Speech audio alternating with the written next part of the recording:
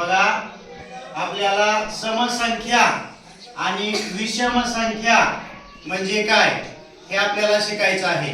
समसंख्या कशाला म्हणायचं तर ज्या संख्येच्या एकक स्थानी 0, 2, 4, 6 आणि 8 यापैकी कोणताही एक अंक असेल तर त्या संख्येला समसंख्या असे म्हणतात। आणि ज्या संख्येच्या एकक स्थानी 1, 3, 5, 7 आणि 9 यापैकी कोणताही एक अंक असेल तर त्याला विषम संख्या असे म्हणतात।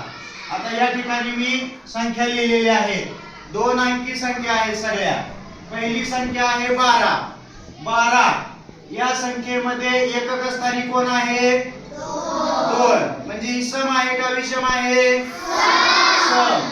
11 ही संख्या दिलेली आहे, 11च्या एकक स्थानी काय आहे 1 मग 1 ही संख्या काय आहे विषम। बघा ज्या संख्येच्या एकक स्थानी 1 असेल 3 असेल 5 असेल 7 असेल 9 या 5 अंकापैकी कोणताही एक अंक जर एकक स्थानी असेल तर त्याला म्हणायचं विषम संख्या।